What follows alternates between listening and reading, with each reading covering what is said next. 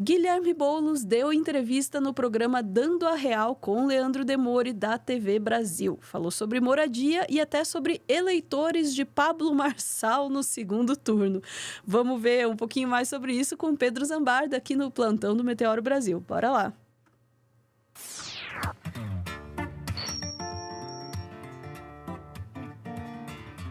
Boa noite, Pedro Zambarda. Bora lá, como é que foi essa entrevista aí? Vamos falar de empreendedorismo? Vamos falar de coaches? Vamos falar de crescimento e meritocracia, doutora Ana? Não, obrigada. Não. Apertou o Mas botão. enfim, virou isso a eleição de São Paulo, gente. A gente tem que ir atrás desse eleitor paulista.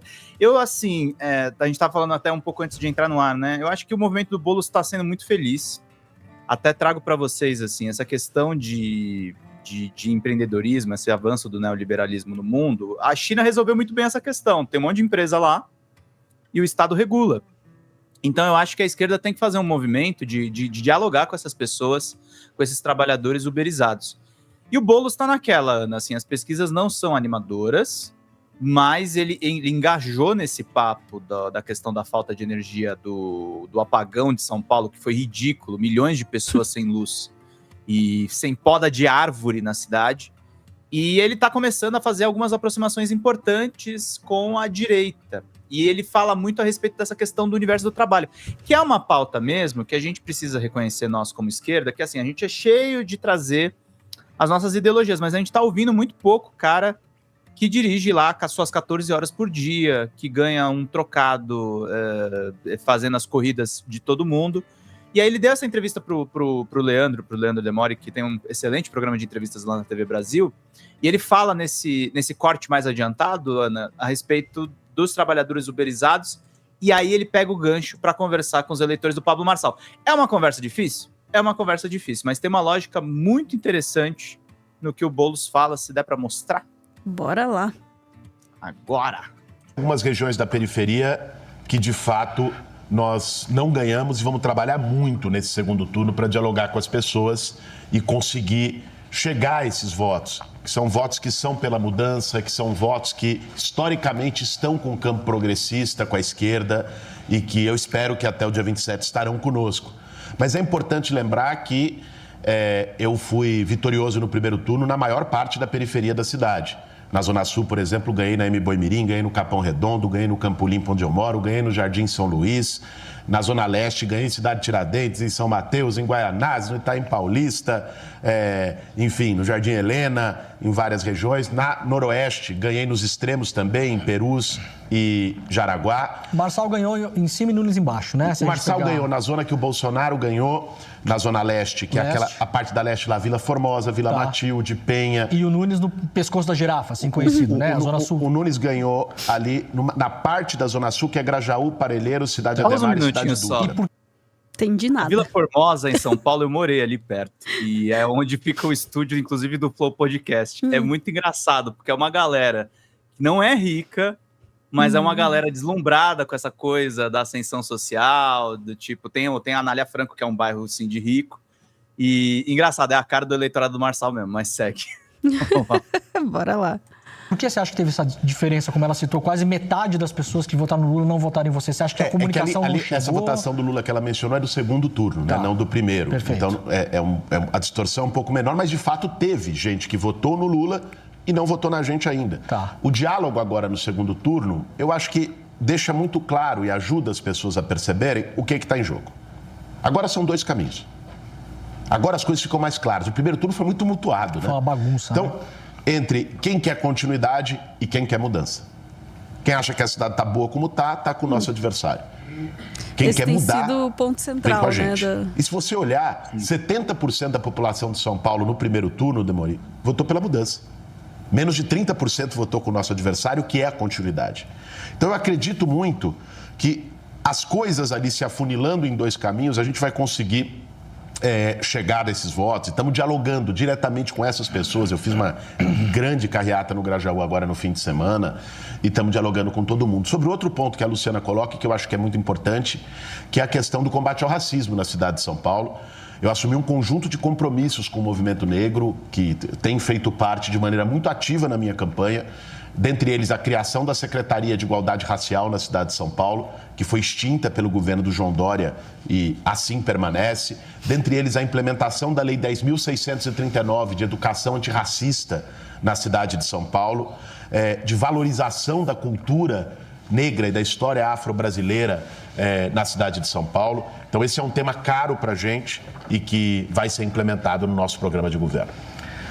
Guilherme, por que 1.700.000 pessoas votaram no Pablo Marçal? Poxa, bicho, essa é uma resposta difícil. E eu sei que você não fará isso, mas para deixar claro para nossa audiência, sem pré-julgamentos e sem preconceito, assim, mas uma análise social do porquê esse voto foi parar no pote desse candidato. Eu acho que ali tem dois fatores. De um lado, você tem um voto bolsonarista. Tá. Uma parte do voto do Marçal é um voto bolsonarista, de pessoas que aderiram ao discurso da extrema-direita. O dito voto ideológico. Esse voto não vem para mim. Tá. Esse voto, talvez, é importante dizer, que até anule, porque vê no Ricardo... Também não vai para o Nunes. Uma parte deve ir para ele e talvez outra parte anule.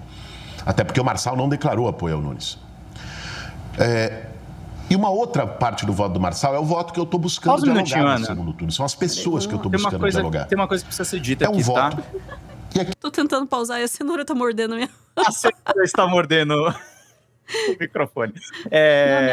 Uma coisa importante a ser dita dessa fala do Boulos. O Boulos está contando com isso, tá? A pessoa tá falando assim, ele tá sendo ingênuo, tá indo atrás do eleitor do Pablo Marçal, o cara nunca vai votar nele. Não é só votar no Boulos, é também o percentual que vai anular e que não vai segurar na mão do Ricardo Nunes. Isso também é muito importante. O Marçal, por que o Marçal não apoia o Nunes? Porque o Marçal está pensando, primeiro, em não ser preso, segundo, em não ficar inelegível, e terceiro, se ele quer ser competitivo para 2026, ele não pode fazer alianças, nem com o Nunes e nem com o Tarcísio. Esse cenário todo não ajuda diretamente o Guilherme Boulos, mas é uma conjuntura que é muito favorável, sim, para roubar uns votinhos. Não, isso é verdade. Tem uma possibilidade. Pequena. Tem uma possibilidade. Mas tem... Mas tem um obstáculo chamado eleitor de São Paulo. Aí pode ser. Que eu acho que cabe, Demori, também uma autocrítica, uma meia-culpa de como a esquerda tratou o desejo de milhões de brasileiros de prosperar por conta própria. Cabe aqui. O assim dito empreendedorismo. Cara, é o cara que quer empreender, é a mulher que abre o seu salão de beleza, é o cara que vai trabalhar no Uber, é o motoboy, é o pequeno comerciante, é o cara que abre ali a sua empresinha. Cara, essas pessoas estão construindo um caminho de buscar ter a sua realização, realizar seus sonhos, ganhar dinheiro, prosperar por conta própria. E o nosso campo político, até pelo nosso compromisso ético de ter um foco e de ajudar sempre os mais pobres, de ter um foco de pegar aquela pessoa que está ali no limite, que está na rua, que está com fome, né? Ou olhar para o trabalhador mais formal e tal, o nosso campo político deixou de falar com essas pessoas. Que é, no limite, um ferrado também, né, cara? Não, claro, é um pessoas trabalhador. Estão ali, é um trabalhador. Se ficar 2 meses... Nossa, isso é um ponto muito importante, né? E, Ana, vou falar uma coisa pra você. Eu tenho gravado vídeos e mais vídeos. Eu tô muito revoltado com essa esquerda, sobretudo a esquerda de mais teses. E aí eu não vou nem especificar. Não tô brigando com os comunistas, não tô brigando com os marxistas, não tô brigando com ninguém específico. Mas eu acho que a gente se perdeu muito em elucubrações teóricas. Estou brigando até com a própria esquerda acadêmica, de uma certa forma. A gente perdeu muito em teses e a gente não está indo mais para a rua ouvir as pessoas. A gente precisa saber o que as pessoas estão falando. Se a gente souber o que as pessoas estão falando, a gente tem como ainda ganhar uma eleição. O Lula ganha a eleição de 2026 por pouco, porque o discurso do Bolsonaro também estava muito casado com as necessidades da galera, embora fosse um negacionista, um responsável pelas mortes de muita gente. Mas se a gente recuperar essa capacidade de conversar mais no 1 a 1 com as pessoas, de não encher com um monte de preconceitos, assim, porque tem gente, pessoal, que não quer aprender sobre Marx, não quer aprender sobre a dialética. Sim, não quer aprender sobre... Aí, entre os malucos lá que dizem que são anti-identitários, não quer aprender sobre anti-identitário. Tá entendendo coisa nenhuma que vocês estão falando na internet. Isso é verdade. E, tipo, o cara quer ganhar um salário melhor no Uber. O cara, às vezes, o pessoal interpretou muito mal essa fala do Lula. Sim, tem um lado da fala que é conciliação, mas, assim, uma coisa é fato. Se você perguntar para qualquer motorista de Uber, perguntem. Ele não quer ter patrão. Ele foi iludido por esse ideal neoliberal. Como é que a gente acolhe essas pessoas? Como é que a gente, aos poucos, converte essas pessoas para o nosso projeto sem ser essa coisa chata? Sem ser essa coisa ultra-ideológica, com o pé no chão. Porque o papel da política é esse, não é comprovar teses. Eu vi muita gente criticando a campanha do Boulos pelos motivos errados. Fazer coisa que engaja no Instagram não é errado. O pessoal usa muito rede social. É verdade. Gerou essa... Eu acho uma falsa polêmica, assim, sabe? Ah, meu Deus, ele fez vídeos assim, assado. Ele fez vídeos de gatinhos, Ah, meu Deus, é por isso que a gente vai perder, sabe?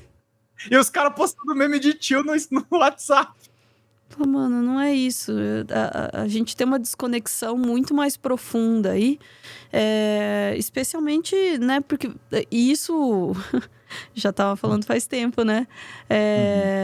Já faz tempo que a gente tá só no campo das ideias aqui, se desconectou da vida real das pessoas mesmo. Sim.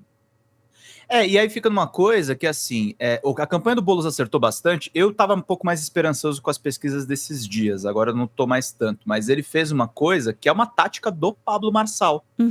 Ele pegou as ruas que estavam sem luz, a rua que caiu a árvore e começou a fazer um monte de vídeo curto. Denunciando, olha, o prefeito não fez poda, ligando para a prefeitura para cobrar. É essa campanha que tem que ser feita, é na rua.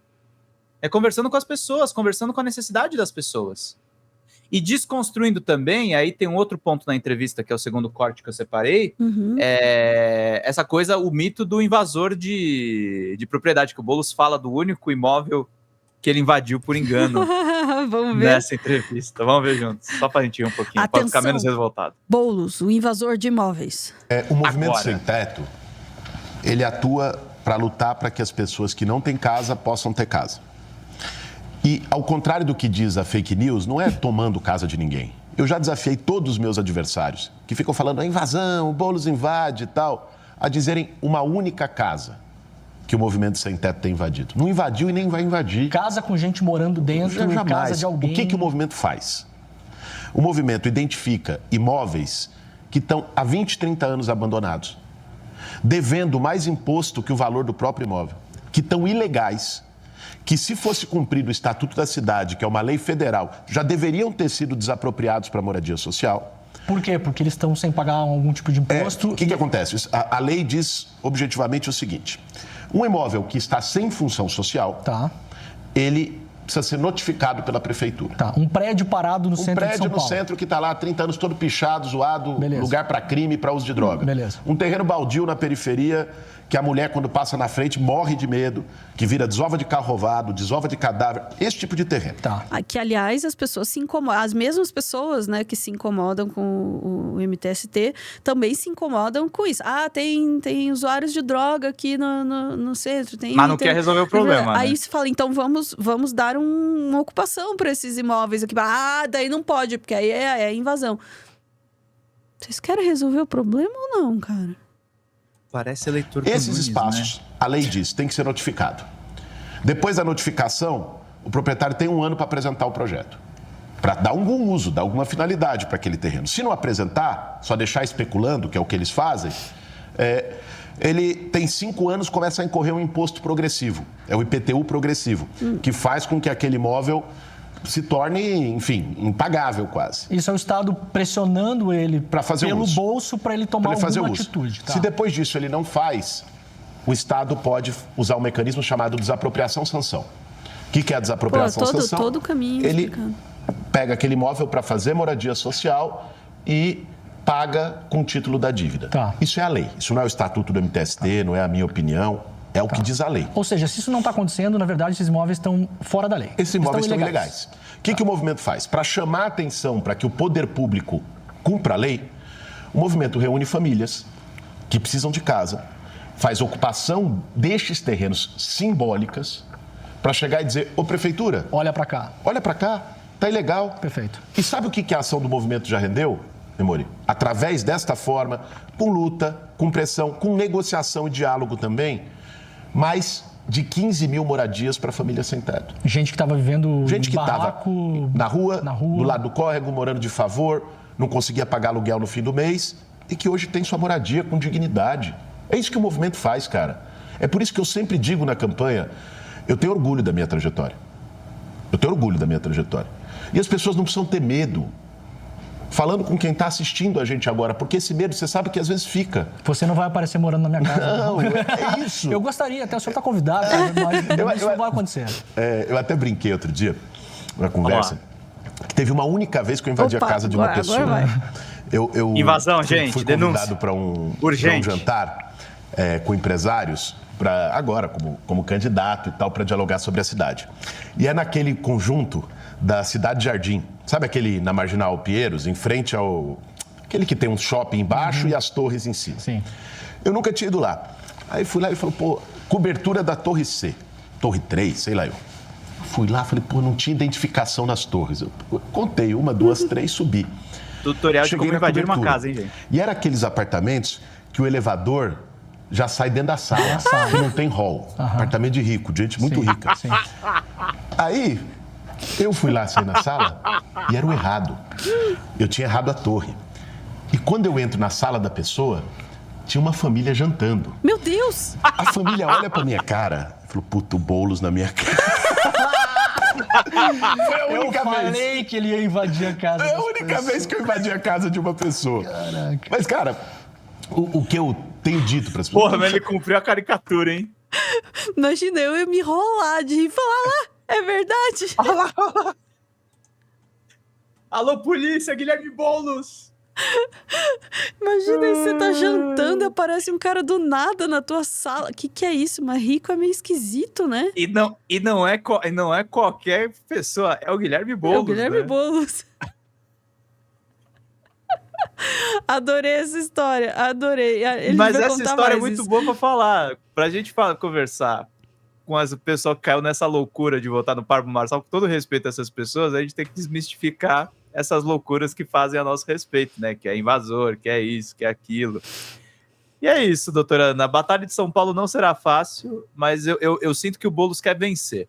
Então é uma coisa que a gente tem que brigar mesmo pra isso. Exatamente. Não, e é muito bom ver essa explicação toda dele do processo, né? Que e o que exatamente o MTST faz, quais são as reivindicações, como são os processos, porque as pessoas criam, né, uma imagem, assim, completamente distorcida do que são os movimentos sociais, como se as pessoas fossem lá arrancar a casa. Isso, eu sempre conto essa história desde 1989, assim, eu lembro das pessoas pararem a minha família na rua, assim, no carro, na carreata do Lula, as esquerdistas, né?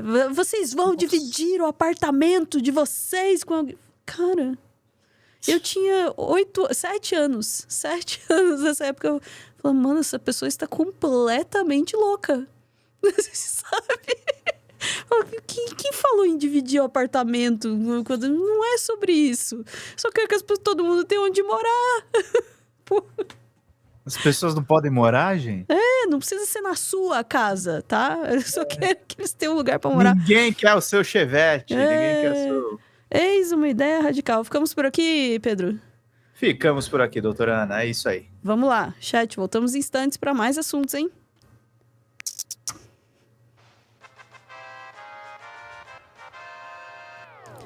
Cuida aí, que você pode estar tomando café na sua casa e o Boulos aparece. Aí você